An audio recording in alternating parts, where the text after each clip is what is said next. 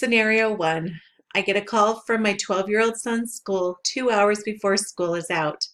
I am told that my son Jack is not at school, although he was in his earlier classes. I know he isn't at home, so I attempt to go looking for him. At the end of the school day, I head back to the school just in time to find him arriving back in time to catch the bus. My first reaction is to march over there and tell Jack just what I'm feeling and how disappointed I am. I want to tell him that he is grounded for the rest of his life. Instead, I take a deep breath, willing myself to relax. I pull the car over to the side and roll down the window and call him over to the car. Jack comes over, trying to look innocent. I say, hop in. Jack hops in the car and says, "What's up, Mom?" I ask, "How was your day?"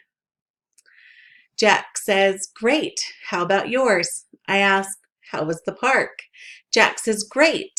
Then his expression changes as he realizes he's just been caught. I say, "Tell me about your day, Jack." Jack slumps down in the car and he starts to explain about his day. It turns out he and his friend left school, walked to the bank to withdraw money, walked to the sporting goods store, purchased 2 airsoft pistols, and then went to the park to shoot them, and then headed back to school. I asked, "Did you know that you have to be 18 years old to buy airsoft guns?" "Yes," says Jack. I asked, "How were you able to purchase them?" To which he replies, "No one asked us our age." "Do you realize that by law you can only use these with a parent's permission?" "Did you get your father's or my permission?" I asked, looking over at him. "No," he said, with his head hung down. "Don't you think it would have been better to have talked to your father and I and made plans to buy one?" I suggested.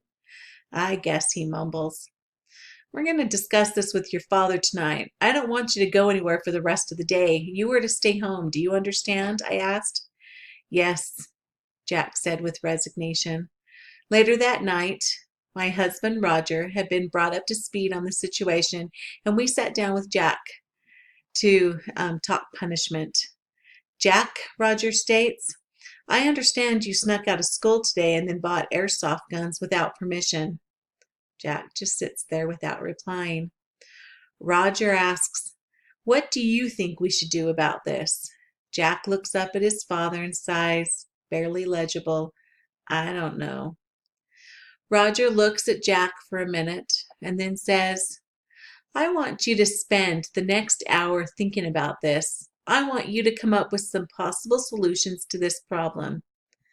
Pausing for a moment, then he continued, "I don't want you to leave the property, but you can choose where to think about this. We'll meet back here in 1 hour. An hour later, Jack returns to his father's den and he finds his father and I discussing the situation. "Well," Dad says, "what have you come up with?" Jack looks at us and says, "I've thought about this and I just want to say I'm sorry." He looked at us for an acceptance of the apology. "I'm glad to hear that, son," Roger says. We sit there quietly, waiting to hear more. Jack clears his throat and leans forward. "I think I should return the airsoft guns. I shouldn't have bought them in the first place without talking to you guys." Roger sat up and replied, "I like that idea. Your mother and I have been talking and we thought that was the best course of action too. We also think that you should take the rest of the school year focusing on attending all of your classes and getting good grades. Then we can revisit this discussion in June and see about taking you down to buy airsoft guns at that time." Roger looked at me, raising his eyebrows as though asking me if there was anything else to be said. I looked at Jake.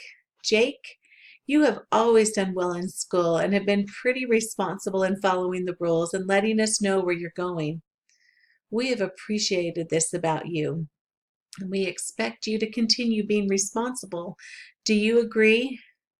Jack agreed. "I will, Mom. I promise." Roger stood up and hugged Jack and said, "Let's go return those guns."